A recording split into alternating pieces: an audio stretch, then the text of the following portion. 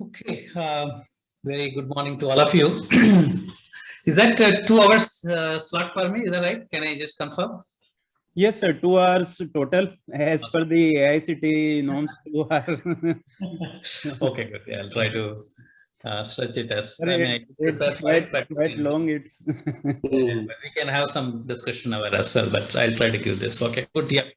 Thank you. So, this is a topic that is given to me, epigenetics and epigenomics, concepts, mechanisms, and perspective. So, I thought that I will speak on something that is given to me, although it is not directly my area of research, but as a teacher, you are exposed to all these new disciplines, so I know what is the current concept. So I thought I will share.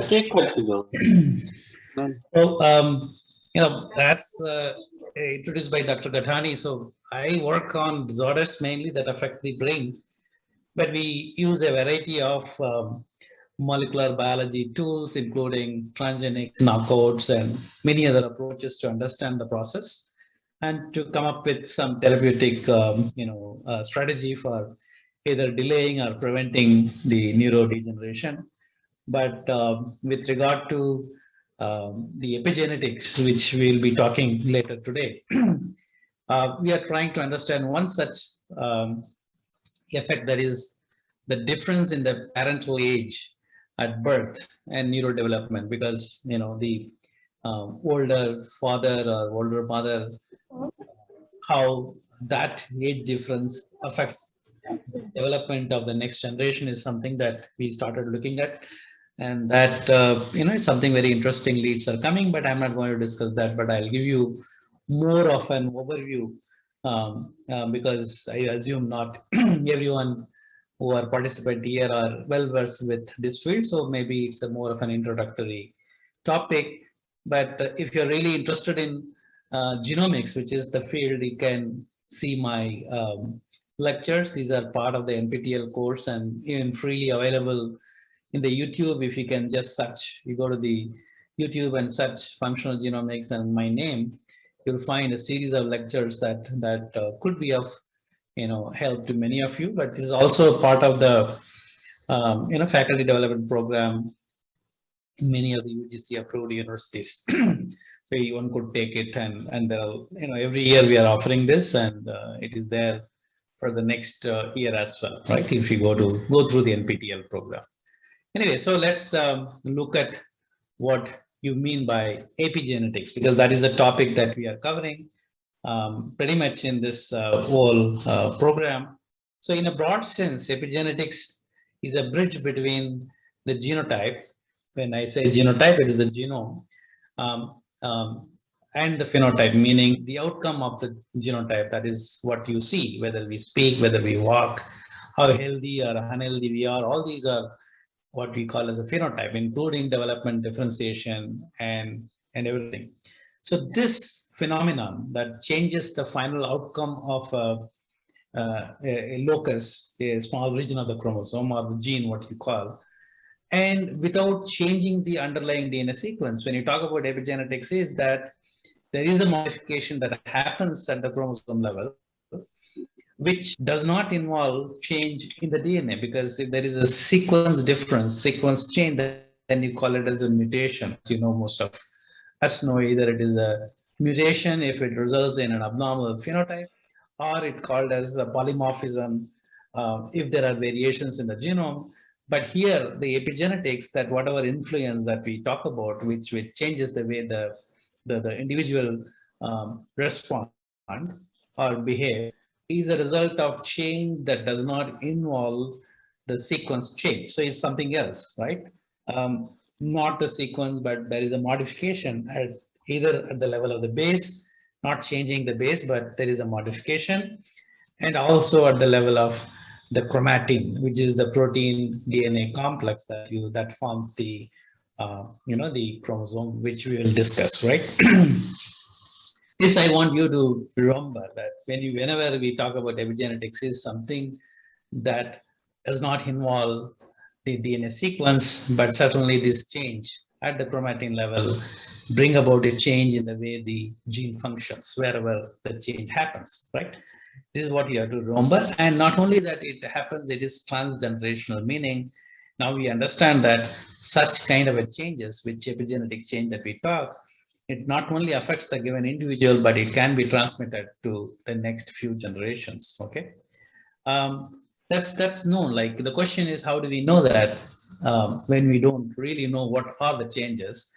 How do we know that such changes can really bring about a difference in the phenotype, right?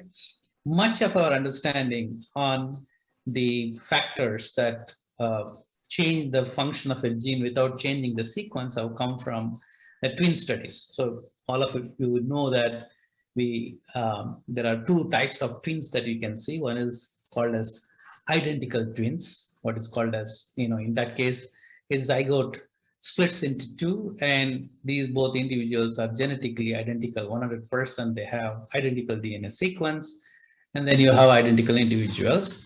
And it also could be what is called a fraternal twin, meaning there are two eggs, two sperm independently, fertilize them, and then you have two embryos growing together, and they are more like the siblings, the brother, sister, sisters, brothers, and so on. And they may have some resemblance, maybe up to 50% similarity, but they are not identical. How you study? So then you forget about this group of individuals. You look at, say, the identical twins because they share identical DNA sequence, and if you see any variations in them, and that variations could be because of their lifestyle difference, and that the way that changes the function of the gene, that is what we presume to be epigenetic. So much of our early understanding on factors that change the way the gene function without changing the gene sequence have come from the twin studies, especially those who are separated after the birth, although they are identical twins, but then they underwent a different kind of upbringing, including the lifestyle, food, environment, and so on. And then you look at how different they are in terms of their phenotype, including susceptibility to any infection or disorder and things like that. So that's how we know that there could be a difference, right? And it's known, for example, it's now well established that identical twins are not so identical after all. And more often this is because of the difference in the epigenetic changes, and it could be the change in the hair color, not necessarily the one that we dye, but naturally it happens. And at times you could also see, for example, difference in the eye itself. You can see that the eye color between the two eyes are different, and this could be either there is a difference in the epigenetic change, or it is also, it's called as somatic mutations, that is happens after the formation of the zygote, and then you have the cell division happening. That could be clonal variations, that's also there, but there are also studies which suggest that it could be because of epigenetic changes that happens. And this is an interesting photograph. I don't know how many of you identify this. He's a person, David Coleman Headley, which is suspected to be a mastermind for our Mumbai blast, if you remember. And he also has a very similar kind of a, you can see that the pigmentations are different between the two eyes, right? And even within the eye you could have, and people think that some of these, not necessarily all of them, are because of the epigenetic changes that happen at the genome level. And there are beautiful studies, and this is one I'm showing here. You have two types of twins. This is monozygotic twins, and this is dizygotic twins, meaning these are like our siblings, brother, sister. And here all of them have identical genetic sequence, right? Here it is only 50% similarity. What they have looked at is there are two things. One, some common behavioral disorders, and then there are other conditions. Okay, like what is shown here in A is if one of the two twins, normally this is done the way that at the after birth, these identical twins, they were separated, and they were going through different lifestyle. And after 20 years, 15 years, you look at if one has got a given condition, a medical condition, whether the other person also has developed that. And that is what called as concordance rate. And if it is whatever condition that you're seeing is because of the genetic makeup, meaning the genetic sequence that a person has, then they are identical in their genetic makeup. So if one has the condition, the other must have. And that's true for many, many disorders, is known. But for some of the disorders that are shown here, the concordance rate goes down, right? For example, you have reading disability, autism, and then major affective disorders, alcoholism, Alzheimer's, schizophrenia. You can see that it's not necessarily that the concordance rate is 100%. Like if one has got, the other twin also has got. It changes. It varies, and so is the case for other medical conditions like hypertension, diabetes, and so on and so forth, which clearly indicates that these disorders, perhaps happen because of some other change that took place in their genome, because of their lifestyle, their food habit, or many other, conditions, and not necessarily because of the sequence variants that they carry, right? So that clearly shows that beyond the sequence variant, there is something else that changes your genome, either when the genome was in the during development, for example, or after birth. It can happen too. So that can influence the life right later in the life, because most often any of these that you see, Alzheimer's, schizophrenia, could also happen much later in the lifestyle, right? And so is the case with many of the, whether it is arthritis, whether it is breast cancer, diabetes, it's also age related. So there is an effect much later in the lifestyle, which tells that, there are factors that govern the way your genome functions, not necessarily by changing the sequence, but by changing the way the gene functions at a level beyond the DNA sequence. We'll see what they are. And this is an interesting, data. What is shown here is that mapping of chromosomal regions with differential DNA methylation in monozygotic twins by using comparative genomic hybridization. So let's not look at how it is done. Basically, these are what you see is a pair of chromosome 1, 3, 12, and so on. And these are from the monozygotic twins that you take and then look at it. Let's look at these two, which are blown out here, all right? And what is shown here is that, you can see here, for example, there are, chromosomes from two different, this chromosome is from twin one of the two, this is from the other twin, right? Now, what you are looking at is the difference in the intensity of red versus green, right? So these are hybridization that is done, and basically this is just to look at, whether it's methylated or not methylated. But let's not worry about it. It only gives you a kind of a fingerprint or pattern that says whether both chromosomes are similar in terms of that pattern or different. And clearly, you can see that you have in this region of the chromosome here, you have more of a red signal, for a chromosome. And here you have more of a green signal for a given chromosome, suggesting that these two genomes, although they are identical in DNA sequence, in terms of their makeup, they are very different, right? The way, the chromosomes compacted, the way the chromosomes functions are different, which again supports the concept that, during your lifestyle, you can see here that is when you are early in life, when you're 3-year-old twin, you hardly see much of a difference, between the two chromosomes in terms of their pattern. But when you are looking at a twin who is about 50-year-old, then if you compare the twins between the two of them, then you start finding the difference, which clearly says the way the chromosome functions differ, and that difference could be because of more of a lifestyle that has changed the chromosome to function. That is what we call as epigenetics. Okay, is at the macro level what happens to the chromosome. Now that's what something that you are looking at. You have the normal twin, and then you have the affected twin. So what's the difference? So you have the same zygote, fertilized egg, which got divided into two individual embryos. These are two different individual, but they share 100% identical genome, right? And they undergo development. They develop.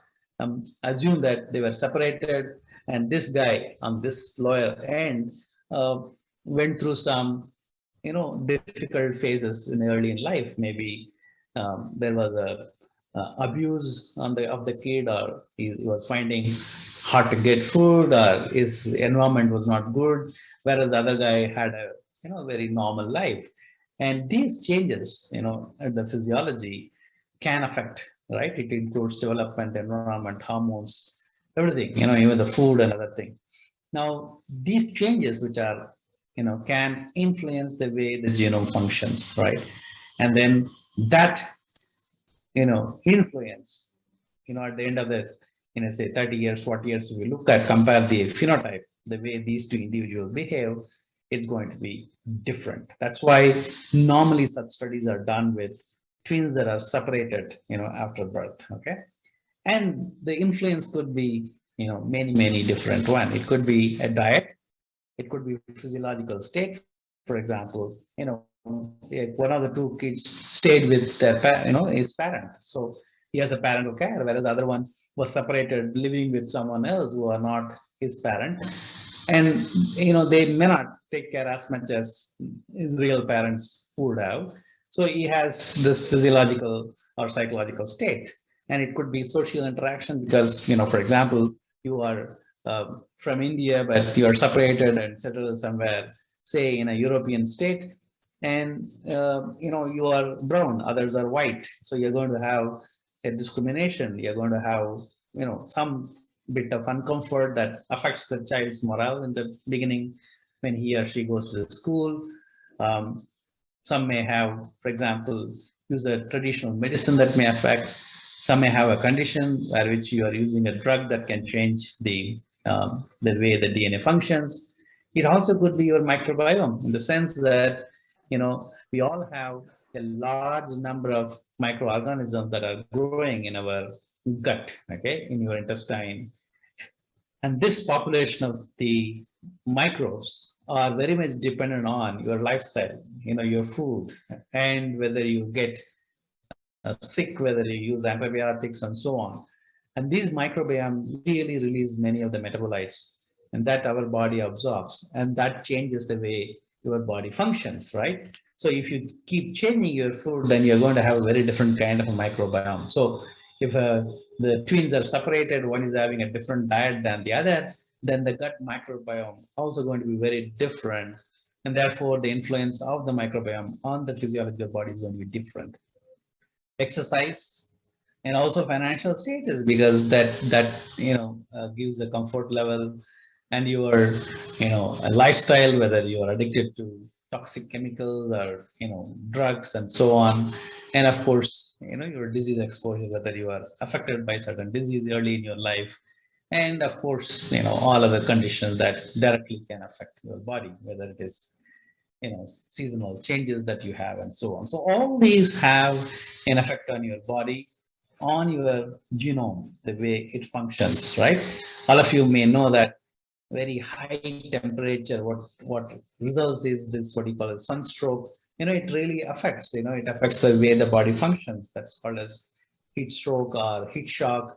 Your body respond to certain conditions, and that if you're having repeatedly, because these are all some stress response mechanism, but the stress continues for a very long time, you are going to have an influence over the cells, that how they function. So that's not something that is very good. So that's what we are talking about. So the baby that is growing in the mother's womb may get influenced by the environment in which he or she grows, because it all depends on what the mother is having, right? The mother may be, having a disease, maybe having a drug, the lifestyle, or she's very poor, she could not have nutritious food and so on, right? So maternal diet, undernutrition, stress, anxiety, pharmacological treatment, assisted reproductive technology. Maybe she was not having kids, so she's under constant, medical care, and there is an anxiety and so on. So that would affect the kid as well, because the kid after all shares everything from her mother, most of the nutrients and other that are secreted, and that would affect the baby, the way baby functions, and that also influence the way the genome functions. That's what you're going to see. But that kind of an effect can also be seen postnatal, that is after birth. It could be early in the development, it could be nutrition, physical exercise, chemical compounds, and of course, pharmacological treatments and the other habits like, your lifestyle, unhealthy habits, and so on. All these, kind of influence your DNA right from the day you are sort of conceived in mother's womb until you sort of become old, right? And how healthy or unhealthy you are, it all depends on your lifestyle as well, because that certainly affects the way the genome functions, not necessarily by changing the DNA sequence, right? What is interesting here is that it is not affecting the baby during the lifetime of the baby after birth. It also can affect subsequent generations. That is what's shown here. For example, anything that affects the mother would have an influence over the baby that she's carrying, and the baby becomes a mother now, and she can pass on whatever changes that she experienced when she was a baby to her fetus, and it can go to F2, F3. So we'll see, this happening, and we'll look at some of the case study today. This is called as transgenerational inheritance, okay? And simply because, especially in the humans, especially for the humans, female, that all of us, we know that when the baby is grown, whether it is a male or female, and the germ cells are formed. These are called as primordial germ cells. And these primordial germ cells are formed even before birth, right? And these are the future gamete forming cells. If there are some epigenetic changes that happens to these primordial germ cells, which multiply and form the sperm or ovum, now this imprint or this epigenetic change that you have sort of given to the baby because of the different exposure will be there in every sperm and ovum that individual is producing. So therefore, it's going to go to the next generation, and so on. And so is the case for the male as well. They experience some environmental change. It could be habit or whatever traumatic experience and so on.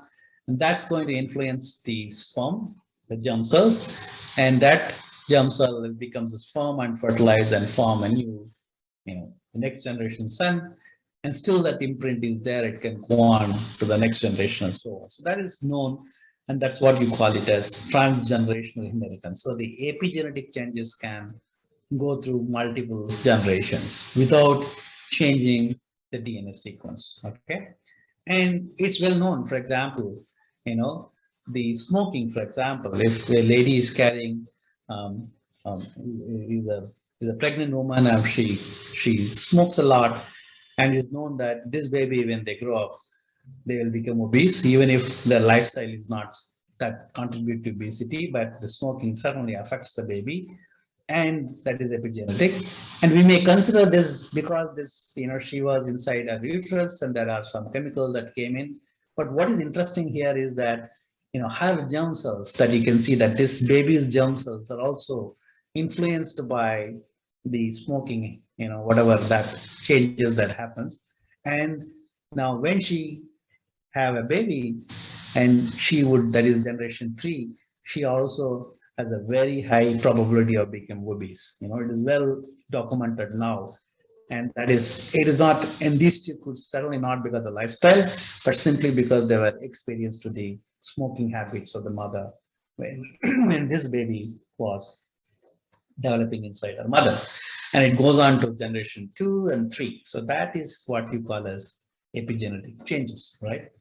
Now, that's what we have looked at. That is a bridge between the genotype and phenotype, a phenomenon that changes the final outcome of a locus or a chromosome, meaning a small region of the chromosome, without changing the DNA sequence. That's the definition that we looked at. We looked at some of the examples as to how it is done, right? So now, what are these codes? What do you mean by change, right? When you talk about gene and you have the codes, like there are 4 bases, the combination of 3 bases gives you a readout as to which amino acid it is, or it could begin there or it could end there. That's what we call a genetic code. But in epigenetic, mechanism, what are these codes, right? The codes are at different levels, at all, but it's associated with your DNA, right? So if you look at this, this is what the thread that you see, thin line, is your DNA. And we all studied in the textbook is that this DNA is wrapped over uh, a group of protein we call as histones. And such histones really form a higher order structure, which you call as a chromatin, right? Which becomes more compact, then it becomes a chromosome. Now, basically, you have regions of your DNA that have got genes, like you can see here in red color. Now, whether the gene is expressed or not expressed depends on whether that region of that DNA is sort of open, loosened up by the histone protein. Therefore, the transcription factor can bind and then make a copy of it as an RNA, or they're held in such a compact form, therefore they are no longer accessible to the transcription factors. So this is one way we are able to modulate whether a given gene is is able to express or not express. What we know is that the epigenetic changes in certain conditions actually make a region more compact such that the expression level of the genes either goes down or completely shut, or it can be the other way also. The gene that is normally should not be expressed in a given tissue because of a lifestyle change and epigenetic change, now we start expressing. So either way it can happen, right? And that's one of the ways by which the your epigenetic change can work. So that happens because of the modification, extensive modification that happens for the proteins that form the histone. It could be they have long tail of amino acids, and they can be acetylated, they can be methylated. There are various forms of amino acid change, and that results either making this chromosome much compact or linear, right? The other form is the what is called as non-coding RNAs. There are small non-coding RNAs that are there that actually modulate the way the chromosome functions, either in making this chromosome more compact, or if there is something transcribed, even the RNA, whether it is half-life, how long that would remain active, can be sort of regulated by this RNA. The third thing is the modification of the base itself. For example, the cytosine base can get methylated, and this methylation may change the way the gene functions. So some of these examples we will see now, right? Let's see first the DNA methylation. Now, what we know, for example, this is the gene. So if you look at the genome sequence, there are many regions of the genome wherein you have the CG sequence are much more in higher density as compared to the other regions, okay? More often such CPG islands, what they call, are present closer to the upstream region of a gene. So this is a gene you can see here. This is a different exon. This is the first exon. This is a gene. And each of these lollipop-like, signature signifies the CPGs. And the ones that are filled ones are the ones that are methylated. The ones that are unfilled represent the unmethylated CPG. More often you see is that the CPG islands that are closer to the promoter region of a gene, if they are unmethylated, the gene is expressed. Conversely, if it gets methylated, then they are silenced. In fact, we have a large number of our genome. We have got what is called as the transposable element, which are transcribing region. And whenever that gets landed in the genome, they get heavily methylated. Therefore, the genome prevents such transposable element from transcribing, therefore they don't jump from one region to other. And this happens because of, this region, this hydrogen is removed by a methyl group, and is not changing the base at all. It is cytosine, again it is a methylated cytosine, and it is done by an enzyme which either can add a methyl group, or conversely you have an enzyme which can remove the methyl group and push the nitrogen there. So that's what it's a very reversible process that happens. Okay, now this methylation is very, very dynamic in the sense that it is not that your genome is always methylated or not methylated. And in fact, there are difference which is specific to the developmental stage or tissue or whatever it is. And this is what happens. You have this egg and the sperm fused together to form the zygote, and then you have the initial division of the cells, which you call as a blastocyst, and it forms what is called as epiblast, and to form the the somatic cells that form the embryo. What is interesting here is that all the somatic cells, what is shown here is the extent of CpG methylation. Now, what you see here is that the sperm and the ovum, they are methylated, and when your blastocyst, is being differentiated, divides and forms this, the methylation level comes down, and as they become an embryo, then again majority of the CpG islands gets methylated in the somatic tissues. But then these germ cells, which is called as primordial germ cells, they are, the methyl imprints is erased, and then depending on whether this embryo becomes a male or a female, a new imprint is given. New methylation happens. If it is sperm, again you have a heavily methylated, what you see here, and if it is an egg, then the methylation is much to a lesser extent. And this is one of the major difference between the two gametes, and it goes on and on.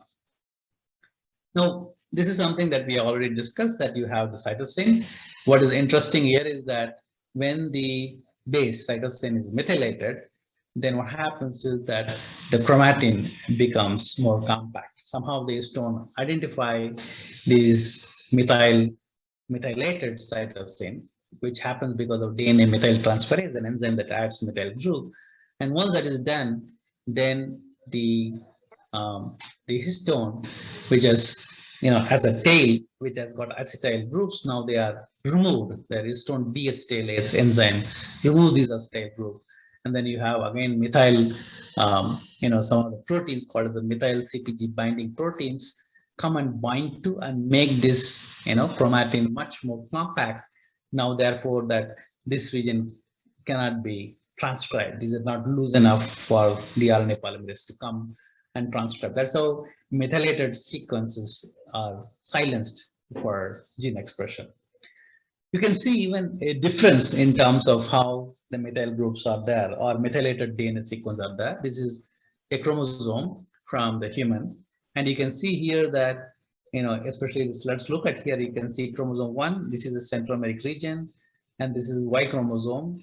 The darker more whiter segments are those regions where you have methylated sequences.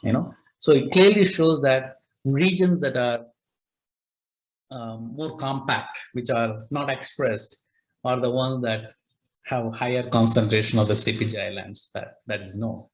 Now, that is something that we have discussed, that the DNA that can either be more condensed because of methylation, or hypoacetylation, the acetyl group of the histone comes down, or it can be relaxed because of hyperacetylation, meaning the acetyl group in the histone increases and the methylation of the histone goes down, and as a result, when it loosened up this histone, then you have the gene that is active, or it becomes more compact, which is also because of the methylated DNA.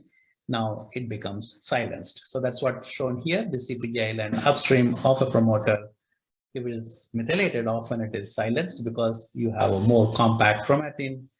If it is unmethylated, often this is expressed, and because of relaxed chromatin.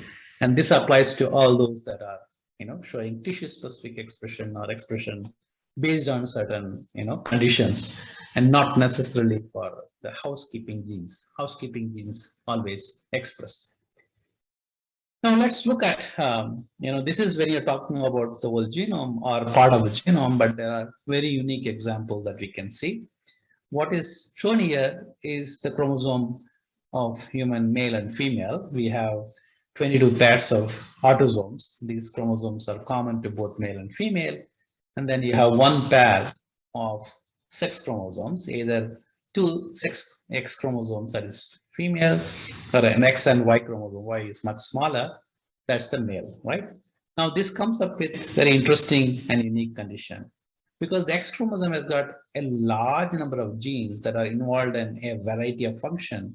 What is shown here is a disorder that are mapped to the X chromosome. You can see that that only tells you that how many different important genes that are present on the X chromosome. Now, let us assume this. Let's give a hypothetical example. This is not true. I'm giving it as a hypothetical example. This is a growth hormone. All of us know that the growth hormone is something that is very much required for our growth.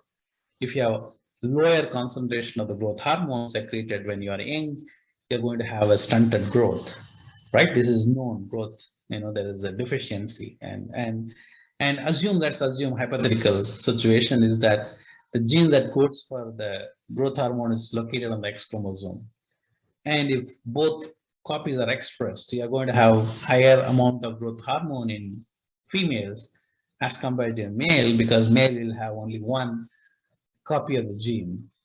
Therefore, the female, all human females, ladies should be much taller than the human males, right? But that's not the case. And not one reason is that growth hormone fortunately is not on the X chromosome. It's on one of the autosomes. But that's true for all the genes that are present. Any gene that is present in the X chromosome, if both copies are expressed in a female, you're going to have double the amount of the protein as compared to the male, because male will have only one X chromosome, therefore one copy of the gene that is present in the X chromosome. What happens is that in the cell of human female, of the two X chromosome, one gets inactivated, okay?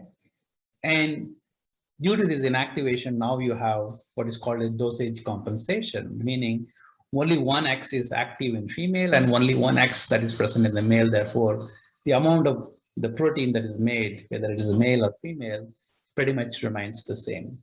And this happens because of a condition called as X inactivation, right? For example, every human female has got two X chromosomes, one that has come from her father, it's called as X chromosome paternal, and one that has come from her mother, which is called as X chromosome maternal. What happens is that, when the blastocyst after fertilization, divides, and before differentiation, what happens is that in every cell that is present here, one of the two X chromosome is silenced, meaning only one X chromosome remains active and the other one is silenced. You can see here it can be that the paternal X is inactive. In this case, for example, in the other cell is a maternal X is inactive. It's called as a random X inactivation. So randomly, you have one of the two is chosen for an activation, therefore only one copy is expressed. Therefore, the net result is the majority of the female that you see now have a mosaic in the sense that 50% of the cell has got the paternal X chromosome that is active, the maternal is inactive.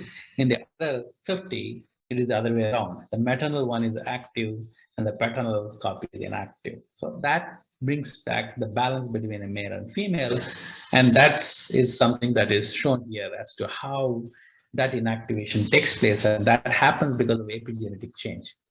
So this is the nucleus, right? This is shown here, blue color. And what is shown here is an active X chromosome, right? XA. And this is, a DNA probe that binds to a region of X chromosome that you can see that, you have a colored one here. And these red ones are, a fluorescence in situ hybridization for an RNA, which is called the XIST RNA, which is bound over the inactive X. XI represent inactive X. So in other words, what happens is that, in one of the two X chromosomes to be inactivated, now there is in the X chromosome, which codes for an non-coding RNA called XIST. If you expand it, it's called as inactive X specific transcript. And this transcript, when it is made, it doesn't leave that chromosome. It goes and pretty much paints that chromosome. Okay, you can see here that it sits over that chromosome from where it is being made, and that is made from one. This is a female nucleus, and you can see that these red dots are nothing but this transcript that is shown here, which is just going and painting that X chromosome. And not only it paints, it basically makes that chromosome inactive by having this histone getting hypoacetylated, add more methyl groups, therefore it becomes more compact, and that condensed chromosome. In fact, this kind of a modification wherein you have inactivated X chromosomes, it happens even when you try to differentiate the embryonic stem cells. So in undifferentiated cell, this is called as embryonic stem cells, you find that the chromosome is active. In fact, both X chromosomes are active, but when you try to differentiate them into a given cell lineage, then you would find that the X chromosome getting inactivated. So this commitment happens later when it is committed for a differentiation, and this process is well studied now as a model for understanding how epigenetic changes happen. And that is what proposed for most of these cell model that are for the stem cells, right? What we know is that you have these differentiated cells. This is called terminal cells, or whether it's a neuron or fibroblast or whatever that you are, myoblast that you're looking at. So basically we use these differentiated cells to use some certain chemical, therefore they can go back to their original state during embryonic stem cells that cause pluripotent cells, right, iPSCs. And once that is done, then you can again differentiate them into any of the lineage, right? That is what people try to understand. And what is interesting, this is something like a landscape in the sense that normally this is a higher part, this is a lower part, and if you put any a round object on the top of it, that's going to run over these grooves, and where do they come depends on many factors, how they are dropped and so on. So it's a random process that comes in, and then they differentiate. And this is something called as epigenetic landscape, and this is something that's proposed by a very famous developmental biologist called Waddington, and he has shown that this is the primitive cells just after fertilization of the embryo, and it has the capacity to differentiate into any of the lineage. And that is what it is, once they are in a given environment, and then that can come here, here, and attain any, final fate of differentiation. That's what he has proposed. And this guy, Carnot Hall Paddington, is the one also to coin the word called as epigenetics in the year 1942, right? He did not know what exactly the process as to how it changes the chromosome or even the gene sequence or genes, not well understood when he proposed, but he certainly was aware that it is not just the cell, but it's the context of the cell as to where it is present. That means that environment that induces this cell to go to one fate or the other when it goes through the developmental process, right? So that is what he used, the epigenetic landscape. This is the original sketch from Paddington to explain the differentiation or cell fate determination process as to how the embryo differentiate and become an adult, or at the time of birth and so on, right? That's the process, and that's what we know that for example, the XIST or the non-coding RNA is one such factor, and the histone modification is other such factor which modulate the epigenetic, changes that you see in the genome, right? That's what we know now. Now, that's what we have, looked at, that there is a methylation that modulates, right? And from differentiates that the germ cells from the somatic cells, and then when the germ cells differentiate either into gametes, either sperm or ovum, there's a differential methylation and so on.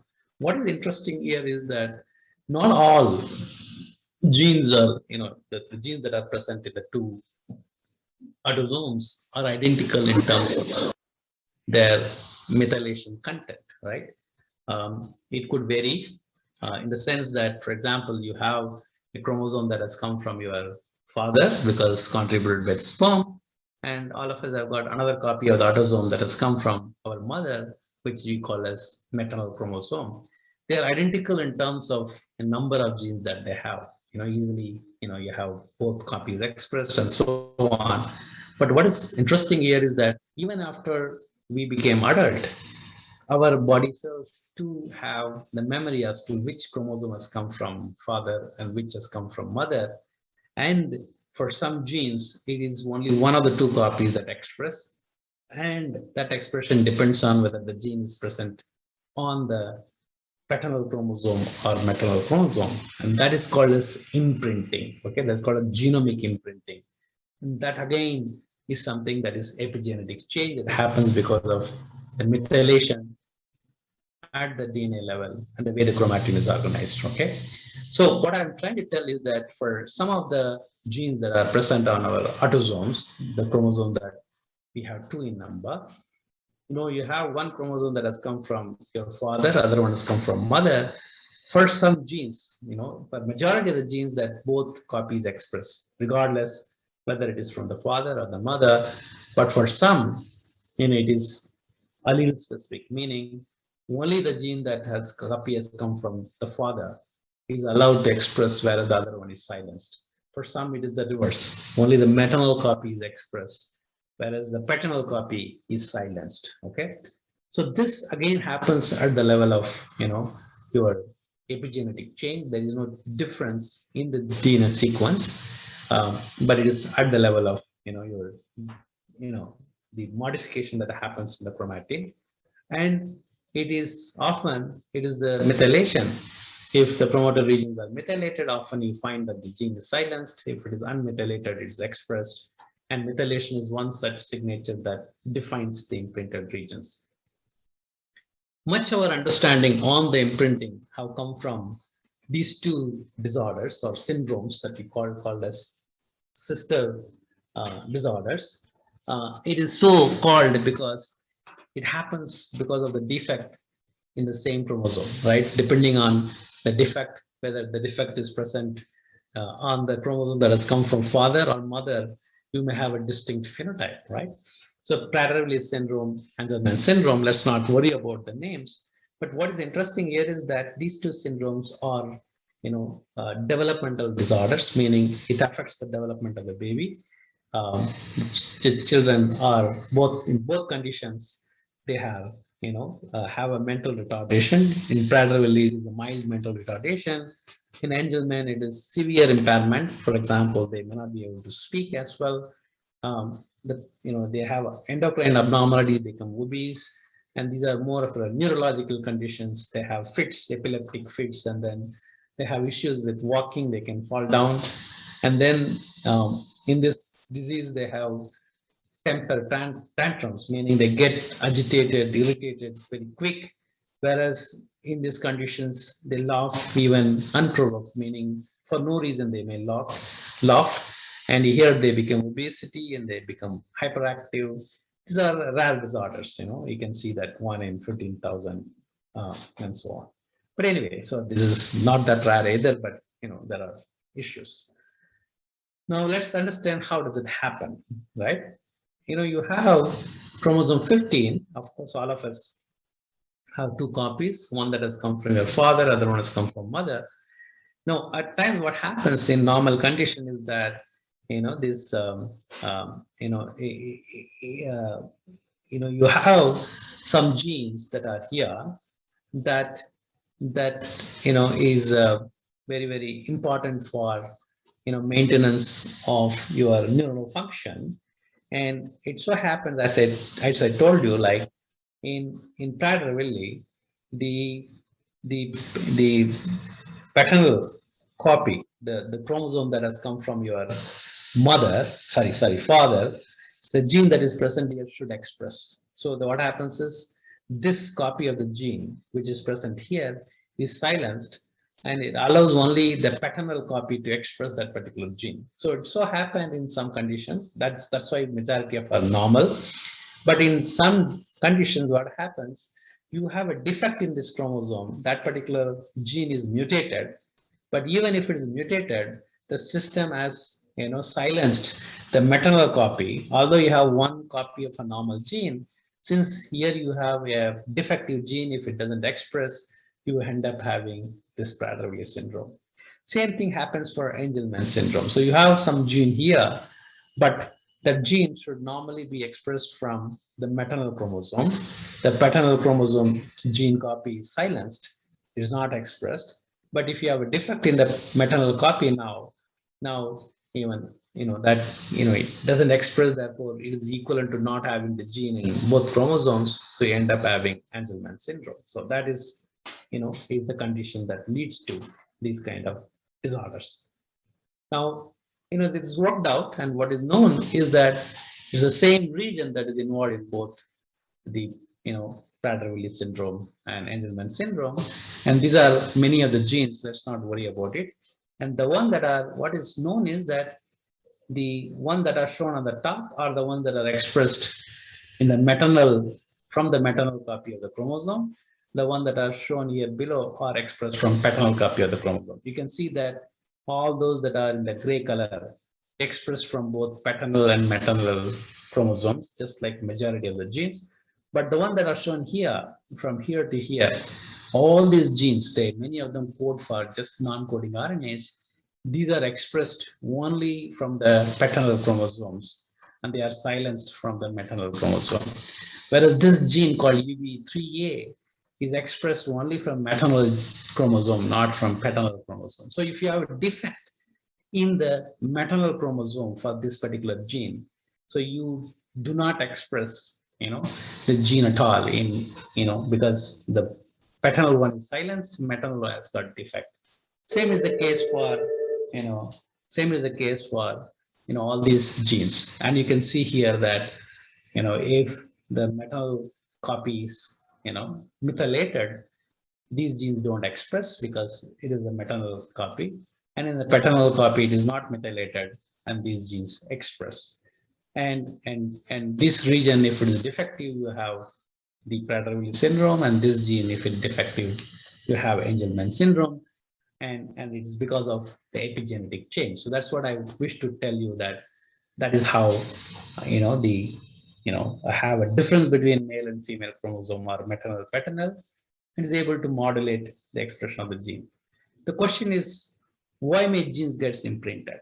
Because it comes with a risk. Here, for example, you have silenced the maternal copy of the gene here, and this is mutated. Therefore, you do not have a functional gene in this individual, and you end up having Prader-Willi syndrome. Now, if you have allowed, both copies to express, this individual would not have become diseased, right? Now, then why then there is imprinting, there is epigenetic change such that the system knows that this is a paternal and this is maternal, copy, and it goes to tell that how male and female, the phenotype, the individuals are different, for example. So you have basically male and female in most of the species where there's a division of labor, right, for this species to survive. So we have a definitive function in the society as a male, and we have a definitive function in the society as a female that is physiologically very different. The way we think is different because the way the brain functions in male and female is very, very different. And there are some bodily functions that are doable by male and female distinct, and we cannot swap. For example, having a child is something that is unique to the female sex. Male cannot have babies, right, directly. And people believe that this kind of sex-specific behavior is something that is selected by the imprinting mechanism, and that could be the one that leads to this. I'll give you one example. Here, for example, people have studied beautifully in the mouse that you have the mother. The mother is not only responsible for, conceiving the babies and then the litters here in case of mouse, and they are born.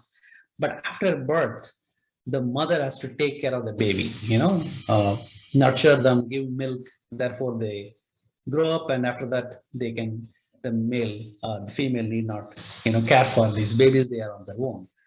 And there are many genes that are involved in this process. For example, maternal care, sleep, memory and cognition, social behavior, suckling, for example, that they have to go and have milk, communication, all these, there are functions or phenotype or behavior, and that there are genes that are, for example, are imprinted, meaning only one copy of the gene is expressed, although they are present in the autosome.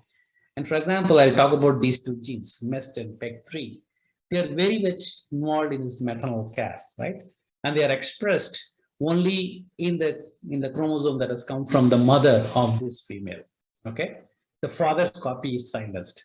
And if you do a knockout study wherein you knock out, say, the PEG or MEST, and have this knockout allele come through the mother by setting up crosses, and the F1 born female, she is reproductively active. She is able to deliver the pups, but the pups die after birth. Simply because she doesn't really care, because the gene is not expressed in her, because the maternal copy of the gene is silenced, and the paternal one is anyway silenced by the system. She doesn't express this gene, therefore she loses this particular behavior, this maternal care. Therefore, she doesn't care for these pups, and these pups die because they don't get enough of milk. And what we believe is that by having this allele that has come from her mother to express, the probability that she would be a good mother is high, because she was able to become an adult because her mother was good, she took care of her. And if you allow that particular allele to express, see, the chances that she would be a good mother is much higher. And perhaps that's the advantage of having imprinting or epigenetic change that allows only one allele to express, but not the other. Likewise, there could be, behavior that are unique to males, and then therefore the paternal allele is expressed only to make sure that that has a higher probability of being a good mother or father, and therefore the species would continue. So that's one hypothesis. We do not know for sure, but certainly that helps us to understand how epigenetic changes can modulate. Okay. The other classic example of epigenetic change is the skin color.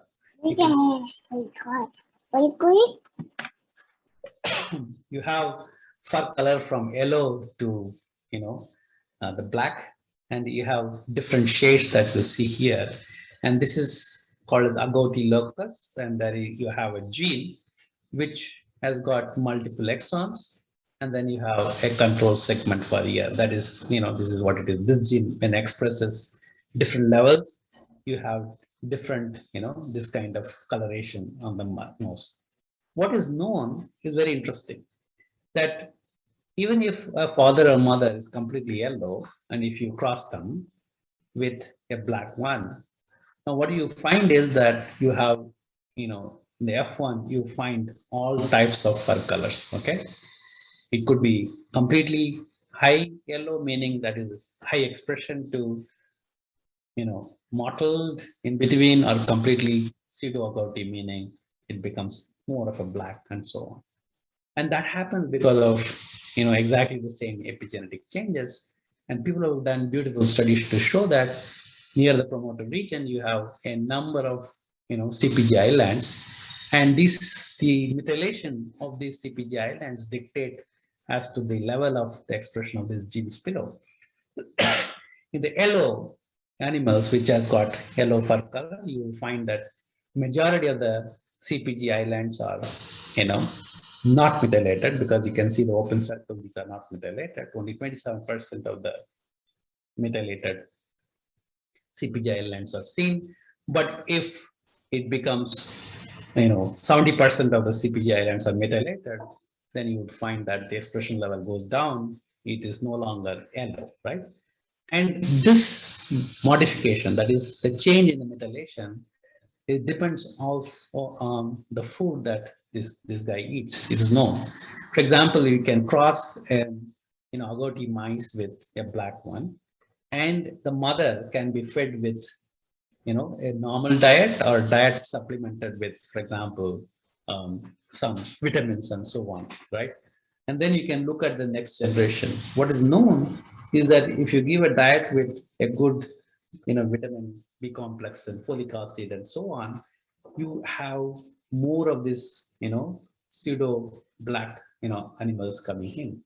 Whereas if you feed this mother with a normal diet, then you find that more of a yellow coming up. So it basically the food is able to influence the methylation levels of this gene. And if you have more methylated because of folic acid and so on, you have more of that black line coming up, less of the yellow. So that is exactly what you mean by epigenetics. So your lifestyle modulates the way the gene functions, therefore you have a phenotype, right? And is well established in many animals as well. So one other example is the honeybee. So many of you know the epigenetics of royalty, meaning the honeybee is a honeybee because of the nectar she is fed with. So basically you have a queen, you have workers, and you have males. The workers and queen are very similar in terms of their genetic makeup, whereas the males are different. We'll see why they are. And it's because the unfertilized egg become, these are haploid, and they become the male flies, and there is no meiosis in them, so they make sperm just like that. Whereas the fertilized egg can make two different types of female. One is the worker. Their main job is to work and get all the uh, food and other things for the colony. The other one is only one, that is queen, right? And both are diploids, but only she is reproductively active, and she gets what is called as something as a different kind of food, which you call as royal jelly. The component of that is lesser for the rest of the uh, female, that then they become the worker, and it happens because of the difference in the food that changes the genome to make the queen very different from the worker. The worker have very distinct phenotype, even in terms of anatomy, their functions, and so on, right? And that's purely epigenetic change. So they are beautiful papers which clearly say that the phenotypically distinct female cats in honeybees are defined by alternative chromatin state during larval development. And this alternative chromatin state is because of the food that they were fed with. And basically, this is a classic example as to how epigenetics change can bring about a change in the phenotype without any change in the sequence of the genotype. Okay. Anyway, so there are, in this case, there are methylated, genes, there are unmethylated genes, and they are differentially methylated genes. So this segment of the genes are very different between the workers and the queen because of the food that they get. Some of them are turned on because of the special food, and that larvae become a queen, and in the normal food, suppress their expression, therefore they become a worker phenotype. That is a summary to tell how the environment, the food, can modulate how the gene functions. This is another example. This is father's nutritional legacy, like what we eat, males, right, can determine how our next generation will be, right? And that is something beautifully shown in this paper, which will, towards the end, we will discuss this, that, if you have a high fat diet, the obesity, fathers, the offspring, especially the female that are born to them, would develop diabetes even if they are not really obese. Okay, this happens because of some specific reprogramming that happens to the gene at the gene level due to epigenetic changes. That's something that we'll discuss towards the end of this lecture. And this is not only the disease, right? It's not only the food. It's also your exposure to some trauma or stress. And many of you would know about the Holocaust. This is the European, like the Germans, how they have massacred or they kept these Jews, the European Jews, in captivity, and how they have traumatized them. And it is known that their mental, health state has been affected, and that had transgenerational effect. There are many descendants of this particular community who had a very difficult time in the Europe during the German occupied them, developed depression that is known. Holocaust exposure induced, depression. Many, and what people have shown is that even in such cases, it is known that there is an effect on the epigenome, that methylation of this gene, and that methylation was transgenerational, meaning it was transmitted from one generation to the other, resulting in higher frequency of depression, the descendant of this particular group of patients. So it went on for several generations. And people believe that such kind of thing would also possible in India, because the partition actually traumatized many families, because they had to really go through very tough period of moving from one country or part of the country after separation, which it is their own. Now they have to leave everything and come to the other side where they had nothing. They had to start all over again. So that was a big setback. They lost family members, their wealth, everything, and people believe that has affected the generations in terms of depression and so on. Now you also have other examples. For example, in farm animals, environmental epigenetics and epigenetic inheritance in domestic farms, it's very well known, and people are conditioned, that to make better breeds and things like that. And epigenetics and transgeneration inheritance domestic farm animals, these are also known, which could be used for bringing in desirable phenotype in the farm animals. People have documented something, can we look at it. Now, this is something that's very interesting, is especially in animals. If you're looking at, for example, the dietary, selecting factors on diet, like most often, for many of the farm animals are used for, the source of food, like meat and so on. And there are many genes that are methylated, and if you use factors that you use them as a food ingredients, you can bring in epigenetic changes in them. Therefore, the meat becomes much better, in terms of their flavor, texture, or taste, and so on.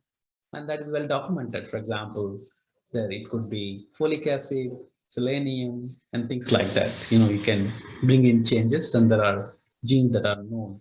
People have used this kind of approach to make better breeds. Okay, and of course, it's known, even well known in plants, because I don't know how many of you know about this. This the Neva radish from this Jaunpur in Uttar Pradesh is the world's largest radish in terms of size. This is a normal one, which is about less than a foot, but these can be as big as 3 foot or 4 feet long, big radish. And it's not just a seed. You can take the seed and grow elsewhere, but it will not, produce such a big radish. But it has to be, grown in the area around Jaunpur, then it gives this kind of a yield, which again talks about some epigenetic phenomena, right? Now we looked at some examples. Let's go and ask these questions. What is this? This title was given to me, Epigenetics and Epigenomics. The question is, what is the difference between genetics and genomics? Okay, if you can understand these two, we can extrapolate that to epigenetics and epigenomics in understanding the difference between these two as well. So let's look at the genetics to genomics to whatever, right? What is the difference between genetics versus genomics? Genetics is the study of gene function. Similarly, if you talk about epigenetics, then it is again a study of gene function, and genomics is changing the way genetics is performed. It is the approach, basically. So instead of looking at one gene, If you're looking at hundreds and thousands of a gene in your screens, then it becomes genomics. It's scaling up, right? And exactly the same thing for epigenomics also. Epigenetics is that you're looking at epigenetics change in particular gene or a few genes, like we spoke about imprinting disorder. There you have only, you're talking about one or two genes in a given region of the chromosome. But when you talk about, epigenomics, then you are looking at a large number of, genes that are modified through epigenetic means. So it's a global high throughput approaches, right? So that same, concept applies to, epigenetics and epigenomics as well. Now, when you talk about functional genomics, it means that you have found some change or difference through your genomic means, but can you determine the function or consequence of such changes?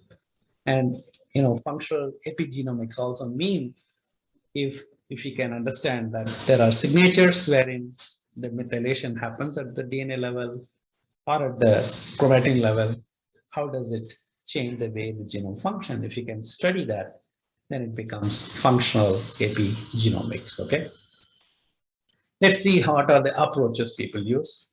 So functional genomics, think of some hypothetical project, and we can extrapolate that to, the epigenomics as well, right?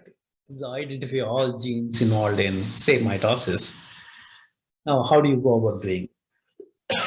If you really want to understand, identify all the genes involved in cell division, so you can make what is called as, I'm sure all of you are aware of this, RNA interference. This is the simplest way to silence a given gene or partially silence a given gene. And in fact, you can use it very easily. So if you can make a RNAi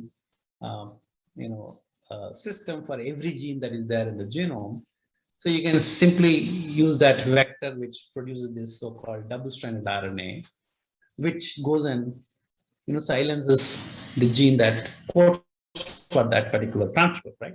Now, if you have cell lines, and you can transfect each one of them separately with different duplex, which will target a specific gene, and then ask the question that in how many such transfections you have not seen a cell division to happen.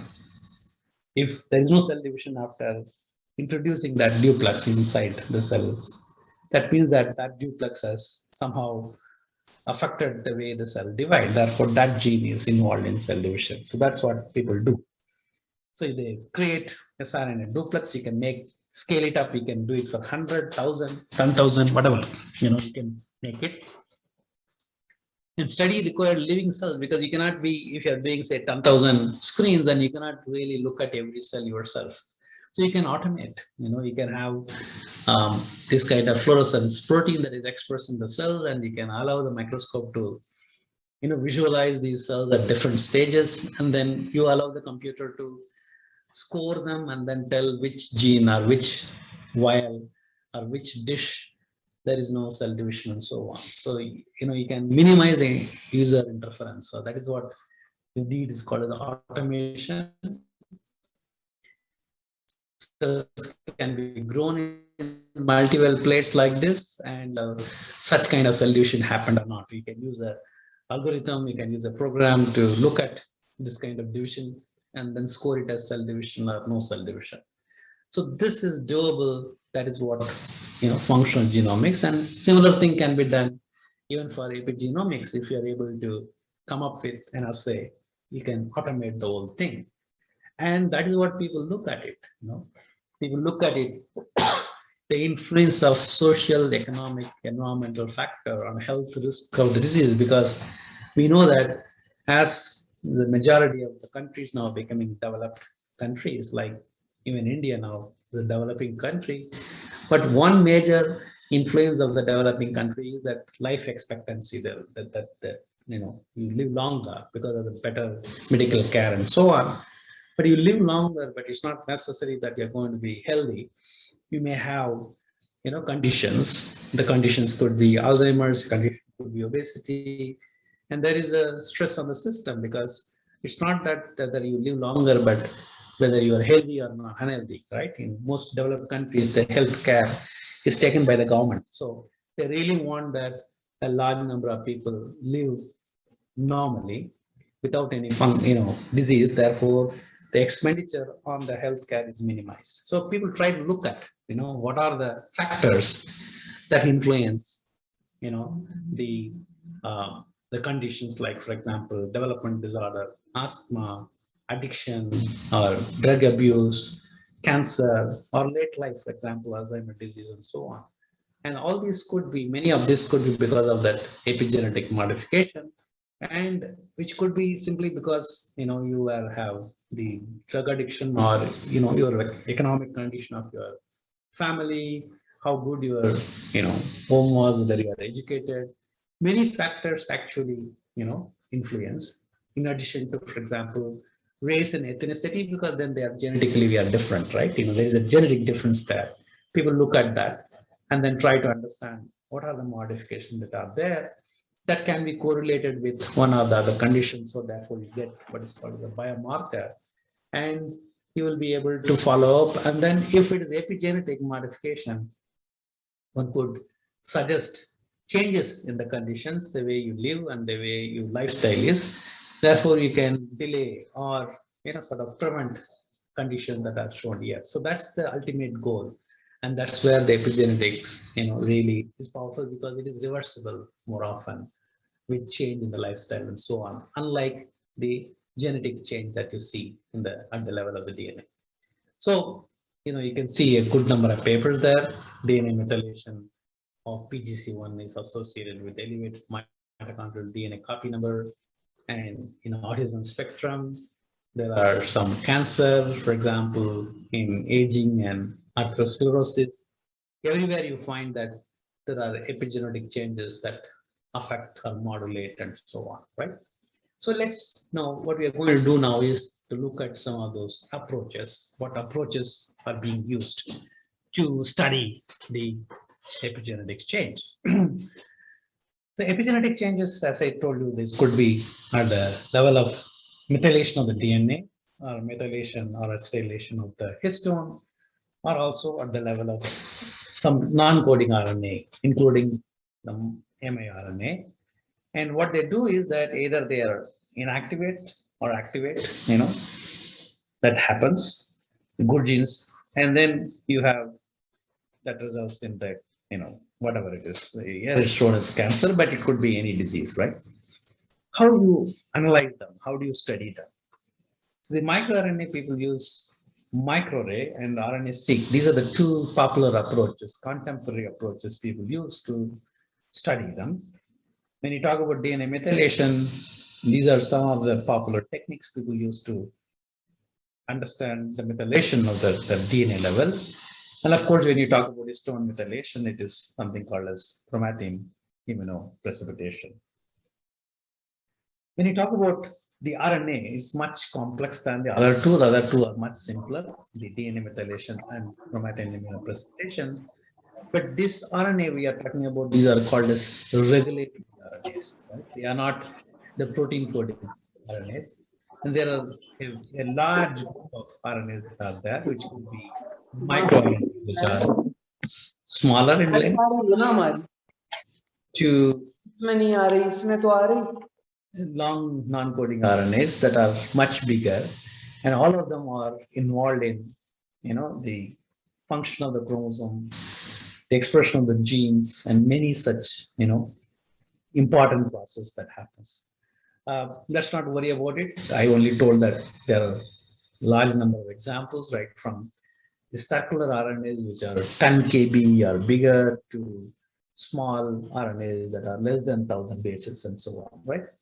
Now, this example I already had given you, this XIST, the inactive specific transcript, I told you, like what it does is that these RNA, long non-coding RNAs, basically recruit several factors, protein factors, and assemble them on the chromatin to make it, much more compact, because they also methylate the histones. Therefore, the histone becomes very compact, and this promoter regions of that particular gene that is present in this region is not accessible to the transcription factor. Therefore, they don't really now transcribed, right? And that is one of the major functions of the long non-coding RNAs. But there are also other roles of the non-coding RNAs, which could be, for example, transcriptional control. Again, they help in the factors to come and assemble and form a complex, therefore that they can express. In the absence of them, that doesn't happen. Or post-transcriptional process, for example, during translation, these RNAs can also, affect the way the mRNA being translated and so on. So they function in multiple pathways. And one well-known example is the RNA-induced silencing that we must have studied in the textbook, where you have a small duplex RNA comes and binds to an target sequence in mRNA, and it recruits this risk complex leading to the degradation of the RNA or translational inhibition, depending on the complexity that is involved there. So that's well known. Now, how do you study these mRNAs, right?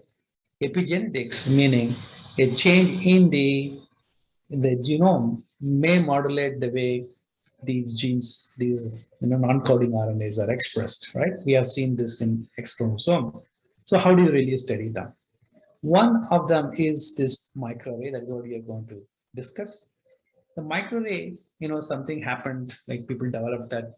The first thing that happened is in 1982. What they have done is they spotted the basically the DNA sequence of the gene, and then they labeled the RNA, and then they hybridized with a membrane, either tumor or colon, and then try to look at the signals that are representing the amount of the RNA is expressed in the tissue, right? And then later they came up with different models, but what now people do is, a very complex process which uses the machines, like, have robots, you have spotters and so on. And that is what's being used now. So you use basically machines to spot genes on small chips, just like the electronic circuits are spotted, to form these, chips that are present in your computer or watch and so on. And these are called a gene chip because that's from the Affymetrix company. So basically they have this kind of glass slides in which they spot, thousands of, uh, DNA representing about 1,000 genes or 3,000 genes, 4,000 genes, and so on. And basically you have, for example, this is one spot wherein you have the sequence of a given gene, right? They are present there. Now, if you have an RNA, which is, or a copied DNA, which is labeled, and if it is complementary to this sequence, it will come and bind to it. And basically then you look at the fluorescence there as a readout of whether this gene is expressed or not expressed, because these are fixed probes, right? So this is the approach that is used to look at the difference in the expression level. Basically, you compare two different sources, let's say a cancer and normal cell. You extract RNA. Here it's shown as mRNA, but it can be even a non-coding RNA. And then you convert that into a complementary DNA. When you do so, you label them differently. For example, the cancerous cell RNA copied DNA is tagged with the red fluorescence probe, whereas the normal ones are tagged with a green fluorescence probe, and you mix them in equal quantity, and the total, labeled, cDNAs, and you hybridize to this chip. Okay, so here you have a limited number of probes that are complementary to some of the RNAs that are expressed here. Now, when you have a limited number, and if your probe is in excess amount, then there's going to be a competition, amongst the probe to come and bind to it, right? Now, if you have, for example, the given gene is expressed highly in the cancerous cell and the expression level in the normal cell for the gene is lower, you're going to have more probes that are labeled with the red as compared to the one that are, labeled with the green. Therefore, of the four, maybe three of them are bound by a red colored probe, and only one is, bound by the green color probes. So after hybridization, if you can screen them, you may find, sorry, something like this. You may find spots that are more red in color. You may find spots that are more green in color, or you may find spots that are having equal intensity. Now that tells you if you have more green color, that means that that gene is upregulated in, say, for example, in the normal cell. And if you have red color, that means that this particular gene from cancer cell is upregulated in cancer. So that's how you read out by looking at the intensity of these colors in a microarray, right? That's one way of saying that if you know all these non-coding RNAs, you can spot them on the microarray chip and then do this kind of studies to know, how a lifestyle could change the expression of these genes. That what are the mRNAs or microRNAs are, either upregulated, downregulated by a given lifestyle people can do. The other approach is to sequence the RNA itself. This is called as RNA-seq. So basically, you isolate RNA, and what happens in this case is that you convert them into DNA, cDNAs, what you call, and then you put them adapters. You can see here that on either side you have unique adapter sequence that are added, and then you basically use this adapter cDNAs on a kind of a matrix in that you basically read the sequence, and that's what you use it to go and align with the reference sequence to get the readout of a given gene or so. So that's something that normally done in reference sequence. And you must have read about that, classic way of Sanger dideoxy sequencing. That is what known in the literature, which uses the chain termination chemistry. And this is all known until recently. People have done this sequencing here.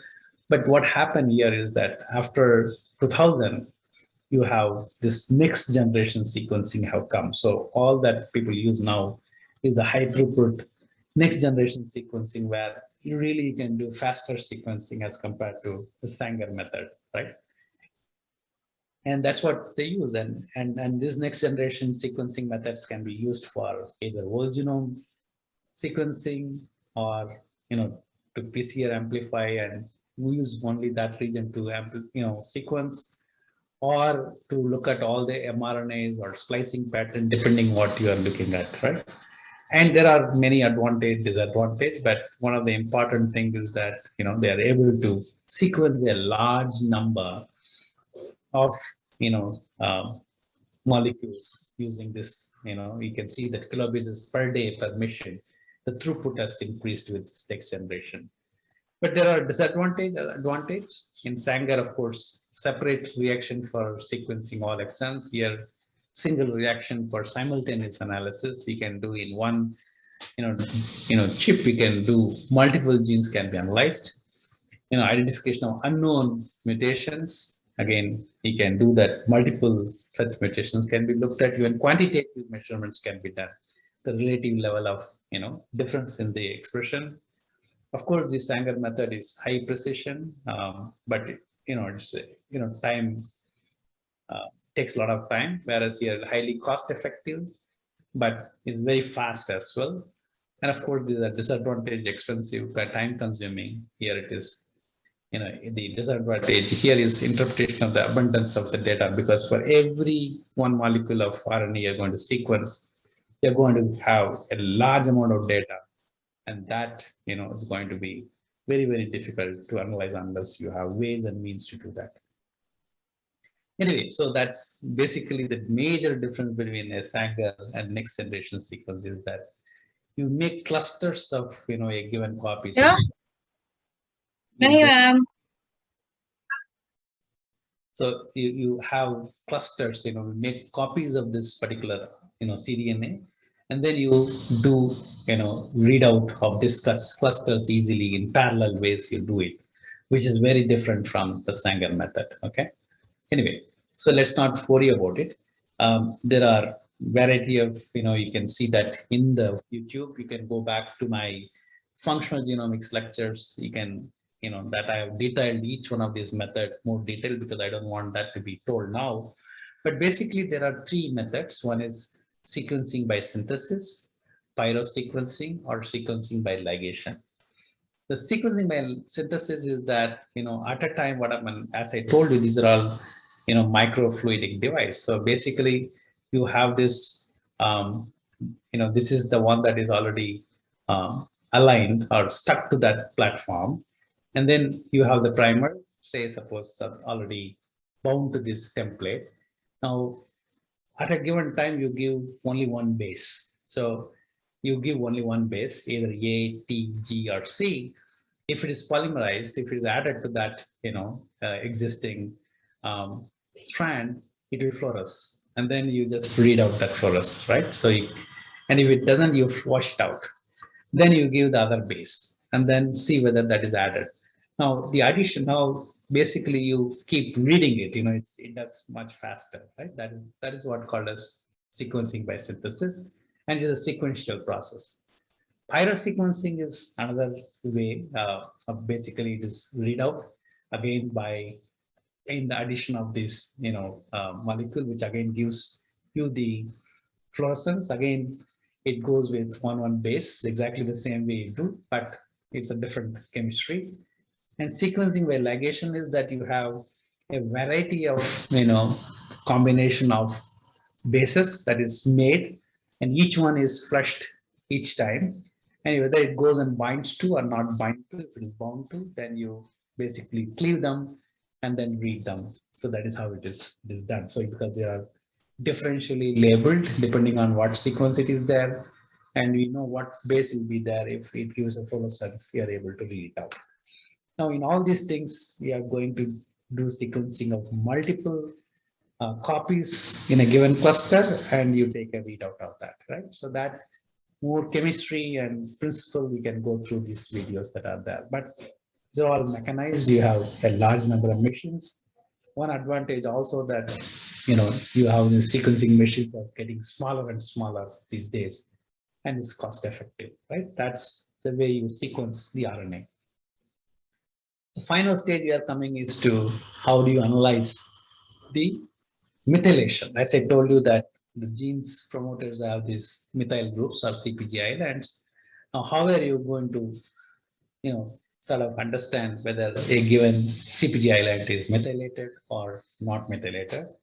There are alternate models, bisulfite sequencing, RA or B hybridization, and so on.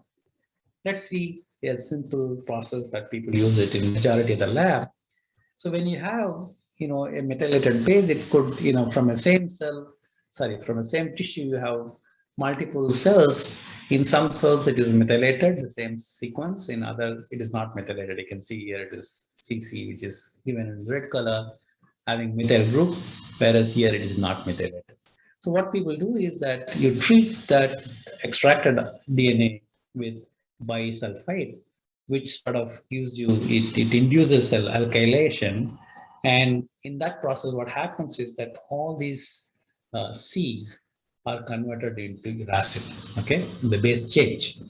But if that C is methylated, now that is not, converted into uracil. Once this process is done, you basically, amplify that using, you do a kind of amplification, and then you do a sequencing to see whether, whether this C is still there or has it been converted into uracil, right? You do, when you convert that into double strand DNA, you'll have that. So this is the way you look at whether the methylation is happening or not happening in a given, population of the cell. There are other methods too. They are called as array beats, wherein you have methylated and unmethylated sequences, and then it all depends, whether they bind to, because you have this platform where it can go and bind, and then you give, for example, the basis, right? For example, if it is again you do the bisulfite conversion, and then you have uracil. For example, instead of CG now because of methylation, not methylation, that U is converted into T. Now, what is that base when it binds to? It is able to add a base complementary sequence or not. If you are able to, you can give each one of the bases, either A, T, G, or C, and find that whether it is able to polymerize or not polymerize. You will be able to call them whether it is methylated, not methylated. So it is a more high throughput, approach where you can look at a large number of target sequences and you are able to automate here and read it. This is one way. The other way is people have used even the next generation sequence approach to understand whether a given site is methylated. Here, you have these sequences where these are CPG islands, and the CPG islands, there is an enzyme called HAPA2, which will cut these CPG islands, depending on whether it is methylated or not methylated. Now, after digestion, right, you can do the sequencing to see whether that region is represented in the sequencing sample. If they are digested, their frequency is going to be less. If they are not digested, that frequency will be higher. So the number of reads that you find will tell you whether that region is methylated or not methylated. So these are some of the approaches people use for understanding the global methylation specific to unique sequences that you see. Now we'll come to the last one, that is the histone methylation. And this is, the methylated region of histone, and not only whether histone is methylated, but which region of the genome in which the histone is methylated, or which region of the genome in which it is more compact or less compact. And that is called as chromatin immunoprecipitation. So we know that there are a large number of proteins that bind to the DNA to make that, functional, that region of the gene to be expressing.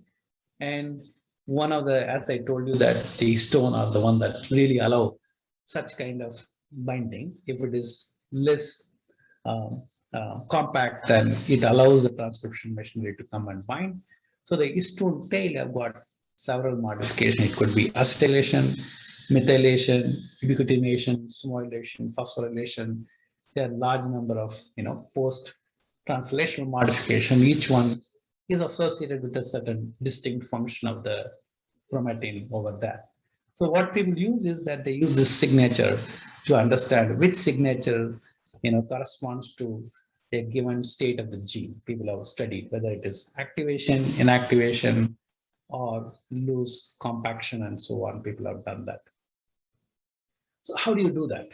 So basically, you have this, what you do is you have the cell, and then you treat these, the isolated nuclei with some cross-linking agent. Therefore, the protein that are bound to the DNA are cross-linked, as you can see here.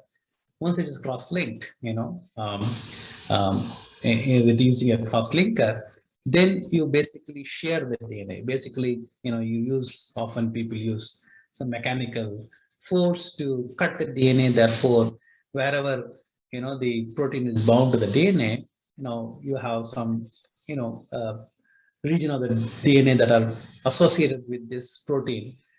It stays with the protein, right? So you are able to share them, and finally you lyse the cell and pull the various different proteins. Say, for example, I want to look at acetylated histone binding to which segment of the genome. That's my question. So what I use is that I use an antibody that recognizes the acetylated histone to pull all those complexes that have acylated histone. So now when I pull this histone, I'm also going to pull the DNA that are associated with that histone, right? Now, once I pull them, then you extract the DNA out of it, right? I have pulled the acetylated histone, so I'm going to pull out DNA that are associated with that acetylated histone. And then I can go and sequence these DNA. And then you refer that sequence to the genome. It will tell you which region of the genome that it is representing. It could be acetylated histone, it could be methylation, it could be epigenation, depending on the antibody that I use to pull, say, the histone molecule. I will be able to identify what is the DNA that is bound to that kind of a, histone moieties, right? So this is the way people do. So use different antibodies, and then you sequence the DNA sequence that are from here. And when you use the bioinformatic approach to see which region these DNA molecules that are bound to the histone are coming from, now you'll be able to map them. For example, what is shown here is the DNA sequence, and these are the different transcripts that are present. And what we are talking about is in which region you have more of methylated histone, right? So that really gives you an idea as to whether that region of the genome is more compact or less compact. Now you can correlate with that expression level of that gene in that particular cell type, and you'll be able to relate and talk about it, right? So you can see here in chromosome 4, in this region, there's a gene here, and this is the promoter, and you will find that that region of that chromatin has got highly methylated histone binding to it. So that is one study that talks about how you can really profile whole genome, which other regions have got histone methylations. Right? People have done all these things. Like you can see that there's the same gene, there's the active genes, there's inactive genes, and they have looked at some histone methylation. You can see, and then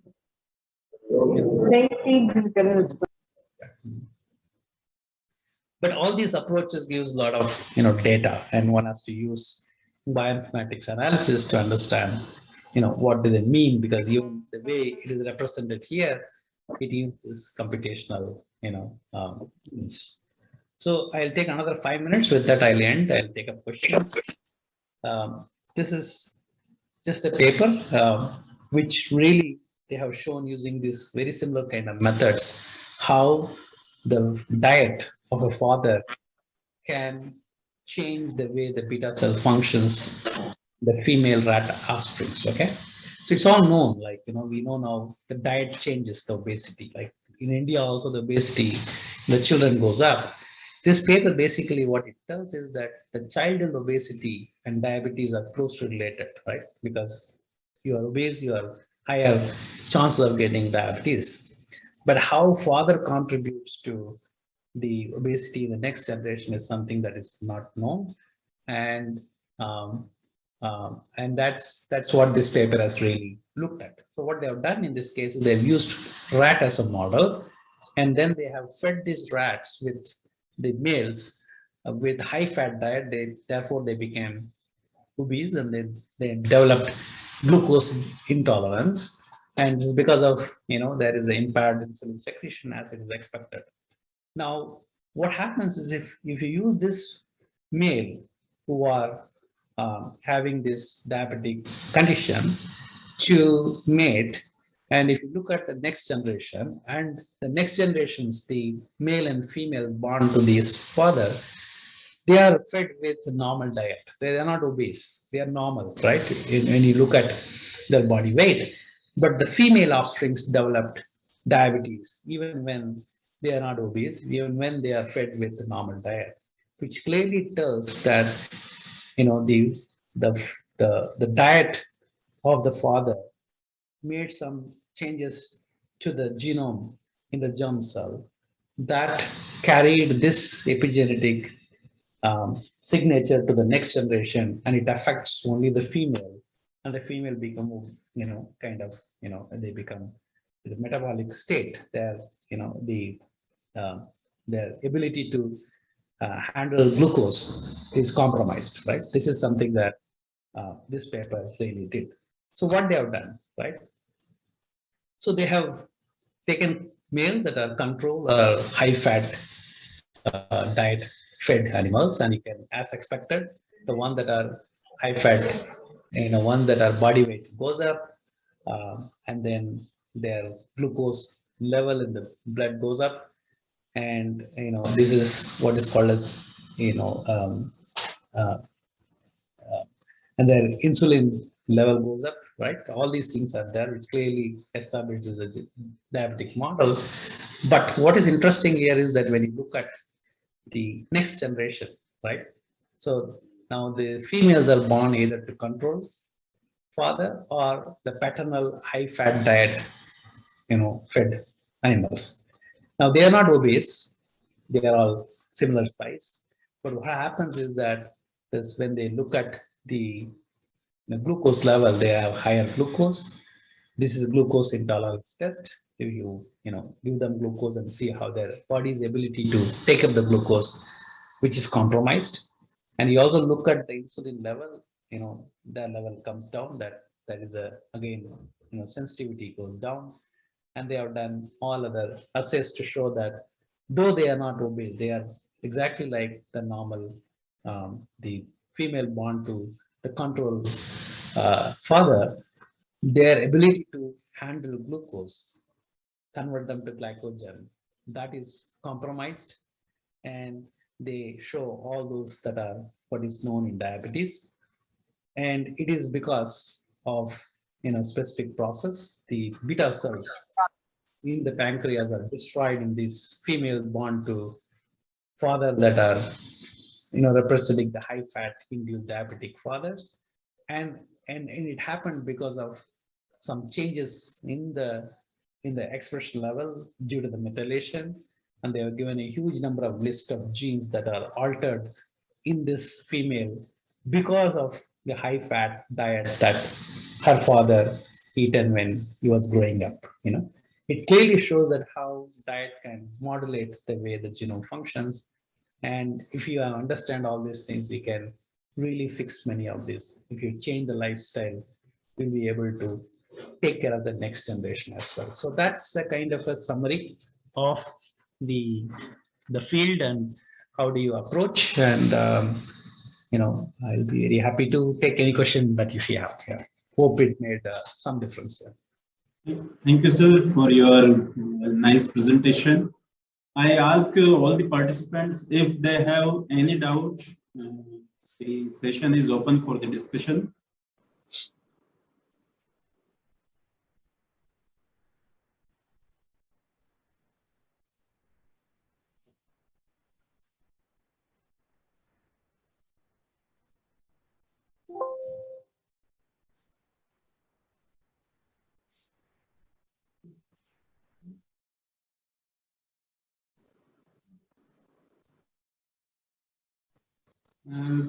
I think Reshma, Dr. Reshma is asked to something. Please unmute yourself. Yeah, feel free to ask questions, no problem, even if it is.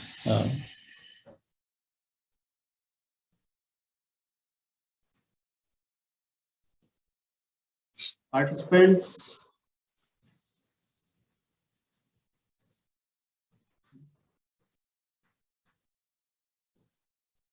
So, from Dr. Ahmed.